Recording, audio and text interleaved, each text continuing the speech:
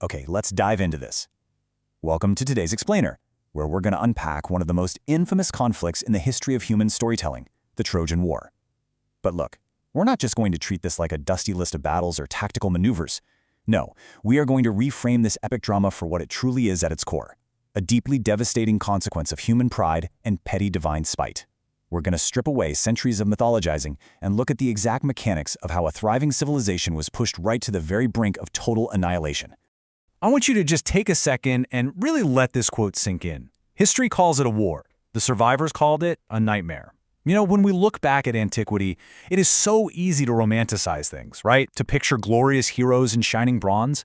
But the actual reality of the Trojan War, it was a grueling, agonizing 10-year siege. We're talking about an entire magnificent city literally burned to ash, thousands upon thousands of lives lost, countless families totally destroyed, and all for the sake of one woman? For anyone actually caught in its path, it wasn't a heroic epic. It was just a relentless nightmare. Part 1. The True Spark. Let's look at how the beginning of the end actually kicked off. And honestly, it's about time we dismantle the absolute biggest misconception about this whole era. If you're sitting there thinking the Trojan War started with a giant wooden horse parked on a dusty battlefield, well, you've kind of been misled. That horse, that's the end of the story, not the beginning. The reality is way more subtle and, frankly, a lot more petty. This catastrophic, world-altering war didn't start on a battlefield at all. It started at a wedding. And the weapon of mass destruction wasn't a sword, it wasn't a spear, it was a single golden apple, lobbed by a deeply bruised divine ego. And that bruised ego belonged to Eris. Now, in the pantheon of Olympus, you've got to understand, nothing is ever truly forgotten. And being left off a guest list, that is the ultimate insult. Eris was literally the goddess of discord. So when she wasn't invited to a massive divine wedding, she retaliated. But she didn't rain down fire or hurl lightning bolts. Nope. Instead, she just tossed a golden apple right into the middle of the party, with a very simple little inscription on it, for the fairest. She didn't just start a petty squabble over the banquet table. She triggered a catastrophic chain reaction. It was just this perfectly calculated act of psychological warfare that kicked off an inescapable domino effect. Which brings us to Section 2, Divine Spite and Allegiances. This is where the gods officially take sides. So, when that golden apple rolled across the floor, three very distinct claimants stepped right up, each absolutely convinced that they were rightfully the fairest. You've got Hera, the queen of the gods, you've got Athena, the goddess of strategic warfare and wisdom, and then you have Aphrodite, the goddess of love and beauty. All three demanded the prize, and because not a single one of them would back down, and honestly, because none of the other gods wanted to step anywhere near this divine minefield, they hit a complete deadlock. To solve it, they had to look outside of Olympus. Yep, they were forced to track down a mortal judge just to settle a divine dispute. And this brilliantly illustrates the dynamic that would ultimately doom an entire civilization. Let's just map out these allegiances for a second. On one side, you have the divine, Hera, Athena, Aphrodite, and obviously the architect of it all, Eris. These are your puppet masters. Then on the flip side, you've got the mortals, Paris, Helen, Menelaus, the pawns. By laying it out like this, the disconnect is just glaring. The gods are up there playing this petty game of vanity, but the mortal pawns down below. They are the ones who are actually going to bleed for it. Moving on to Section 3, the mortal choice, the fatal decision that changed everything. Okay, so the absolute turning point is right here. The three goddesses approach Paris, the young prince of Troy, and demand he be their judge. Naturally, each one offers him a pretty magnificent bribe.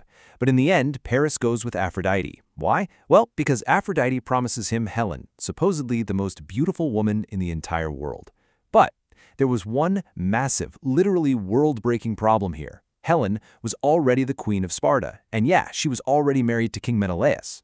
So when Paris chose Aphrodite just to get his hands on this specific woman, he wasn't just picking a bride. He was quite literally choosing his own destruction, effectively signing a death warrant for his entire city. The escalation from this moment is terrifyingly fast.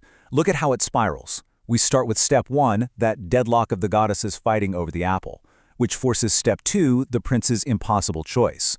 And that choice instantly triggers step 3, the queen's departure. Now, when Helen left Sparta for Troy, and look, historians and poets have debated for centuries whether she went willingly or by force, but either way, she didn't just leave a husband behind. And that brings us to step 4. She left a massive political vacuum in Greece. An insult of this sheer magnitude to a Spartan king, there was just no way that was going unanswered. which sets up Part 4, the cost of hubris. Let's look at the mortal fallout. Because Helen's departure managed to do the impossible, it united all of the fractured Greek city-states into one massive, single-minded faction pointed straight at the walls of Troy.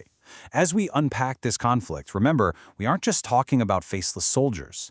Look at who rushes in to fill this vacuum. You've got kings desperate for eternal glory. You've got queens seeking some seriously bitter revenge. And you have heroes who absolutely knew, thanks to prophecies and warnings, that they were destined to die on those beaches. But you know what? They marched toward the gates anyway. This one single departure galvanized an entire continent into a relentless machine of war. And that really brings us to the core thesis of this whole explainer. The Trojan War is, hands down, the ultimate study in hubris. It's a profound tragedy driven entirely by human pride and divine spite. It stands as this timeless, brutal reminder that even the absolute strongest, most impenetrable walls and the greatest heroes the world has literally ever seen, they will all eventually fall to the crushing weight of their own choices. The gods might have set up the board, but make no mistake, it was the mortal choices that burned the city to the ground. So I want to leave you with this one question to ponder. What happens when a hero fights a losing battle? I mean, what actually goes through the mind of a leader who knows the choices of others have already completely doomed his people? Because next time, we are taking this explainer series directly inside the walls of Troy itself. We're going to meet the man who knew this war was lost before it even really began, the great Prince Hector, and we'll witness firsthand the terrifying wrath of Achilles. You absolutely won't want to miss how this tragedy unfolds. Keep that question in mind, and I'll see you in the next one.